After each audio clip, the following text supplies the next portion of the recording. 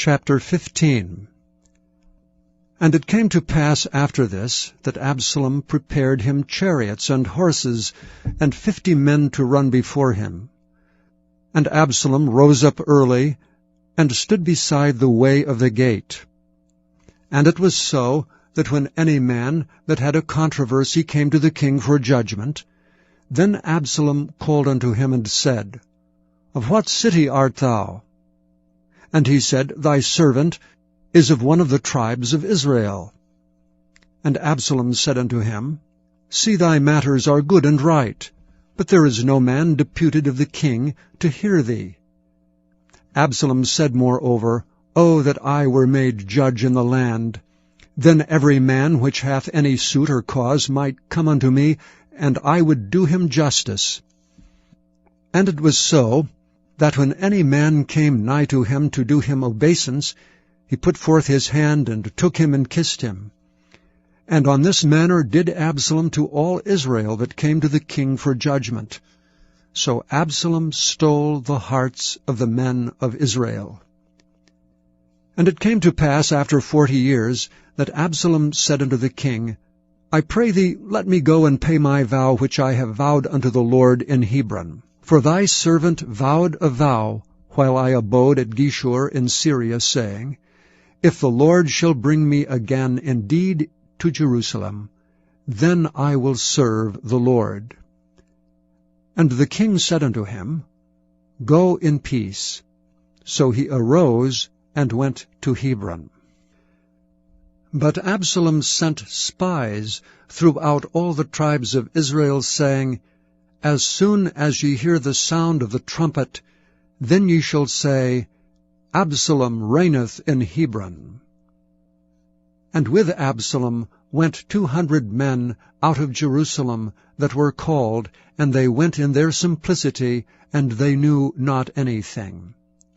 And Absalom sent for Ahithophel the Gilonite, David's counselor from his city, even from Gilo, while he offered sacrifices. And the conspiracy was strong, for the people increased continually with Absalom. And there came a messenger to David, saying, The hearts of the men of Israel are after Absalom. And David said unto all his servants that were with him at Jerusalem, Arise, and let us flee, for we shall not else escape from Absalom. Make speed to depart, lest he overtake us suddenly, and bring evil upon us, and smite the city with the edge of the sword. And the king's servant said unto the king, Behold, thy servants are ready to do whatsoever my lord the king shall appoint. And the king went forth, and all his household after him, and the king left 10 women which were concubines to keep the house. And the king went forth, and all the people after him, and tarried in a place that was far off. And all his servants passed on beside him, and all the Cherethites, and all the Pelethites, and all the Gittites, 600 men which came after him from Gath, passed on before the king. Then said the king to Ittai the Gittite, Wherefore goest thou also with us? Return to thy place, and abide with the king, for thou art a stranger and also an exile. Whereas thou camest but yesterday, should I this day make thee go up and down with us? Seeing I go whither I may, return thou, and take back thy brethren. Mercy and truth be with thee. But Ittai answered the king, and said, As the Lord liveth, and as my lord the king liveth, surely in what place my lord the king shall be, whether in death or life, even there also will thy servant be. And David said to Ittai, Go and pass over. And Ittai the Gittite passed over, and all his men, and all the little ones that were with him. And all the country wept with a loud voice, and all the people passed over. The king also himself passed over the brook Kidron, and all the people passed over toward the way of the wilderness.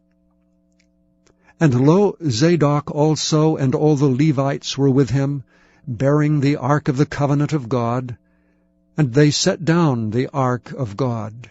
And Abiathar went up until all the people had done passing out of the city. And the king said unto Zadok, Carry back the ark of God into the city. If I shall find favor in the eyes of the Lord, he will bring me again and show me both it and his habitation.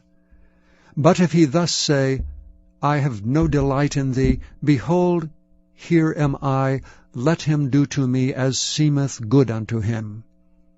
The king said also unto Zadok the priest, Art not thou a seer?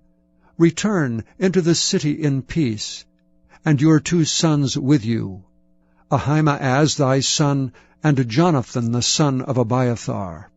See, I will tarry in the plain of the wilderness, until there come word from you to certify me. Zadok therefore and Abiathar carried the ark of God again to Jerusalem, and they tarried there.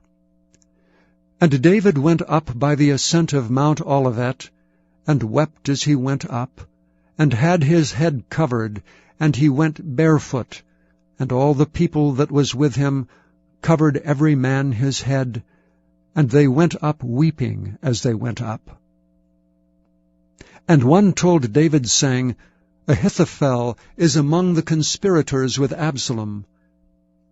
And David said, O Lord, I pray thee, turn the counsel of Ahithophel into foolishness. And it came to pass that when David was come to the top of the mount, where he worshipped God, behold, Hushai the Archite came to meet him, with his coat rent, and earth upon his head, unto whom David said, If thou passest on with me, then thou shalt be a burden unto me. But if thou return to the city, and say unto Absalom, I will be thy servant, O king, as I have been thy father's servant hitherto, so will I now also be thy servant, then mayest thou for me defeat the counsel of Ahithophel. And hast thou not there with thee Zadok and Abiathar the priests? Therefore it shall be, that what thing soever thou shalt hear out of the king's house, thou shalt tell it to Zadok and Abiathar the priests.